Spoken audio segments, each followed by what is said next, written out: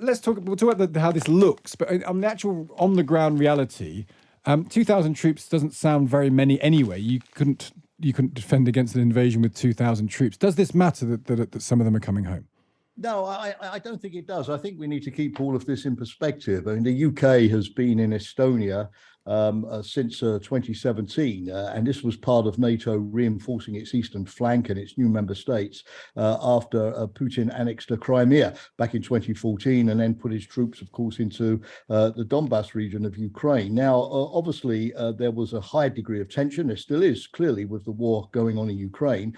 And the UK, along with many other NATO member states, sent extra reinforcements after February the 24th, the date of Putin's invasion, simply to make sure that NATO's deterrence was up and running. So there's a distinction between British troops who are there in Estonia on an open-ended, more or less permanent basis, although they do rotate every 6 months. And my understanding is that currently a rotation is taking place with the King's Royal Hussars replacing the Royal Welsh. So there's a regular rotation as troops come out and new troops go in. But those extra forces that were sent on a temporary basis were never meant to be there permanently. So they're coming home too. So I think we need to put this into context. I honestly would not interpret this as the UK drawing down from NATO or removing its troops from Eastern Europe. Does it indicate, though, perhaps this question that we've had various former army people on particularly telling us the UK doesn't actually have a big enough army to do very much, and that might have to change in the future?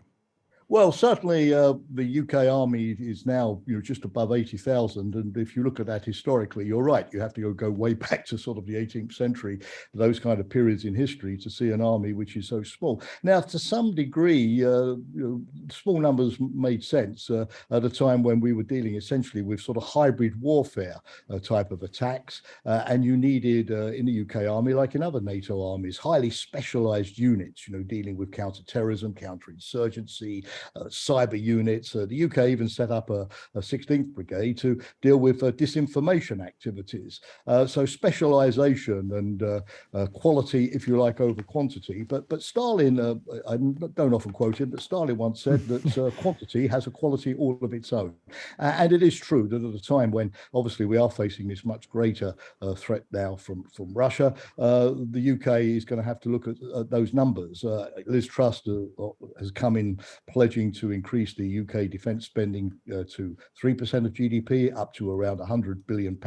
We'll obviously have to wait and see, given the economic situation, if that's possible. But that would assume that there would be sort of some headroom there to increase the size of the army. I just want to ask you, Jamie, about what's going to happen in the eastern regions of Ukraine. The referendums are starting. They're being conducted at gunpoint in some places. It is absolutely a certainty, it feels, that various of those eastern regions in Donetsk and Lugansk are going to declare for Russia a sham referendum. We know in the West it's a sham referendum, but it will still nonetheless declare for Russia.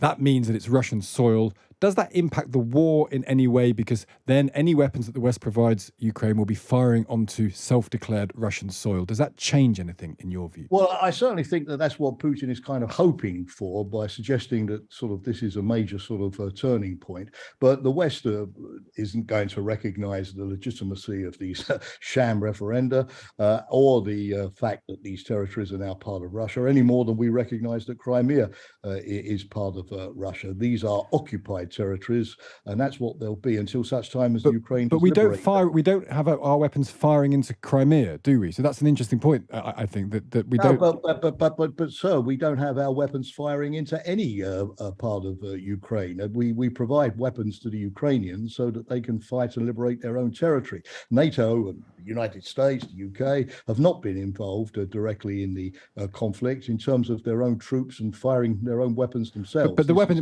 could Ukraine happily use Western weapons to fire into Crimea, for example? That wouldn't cause a problem.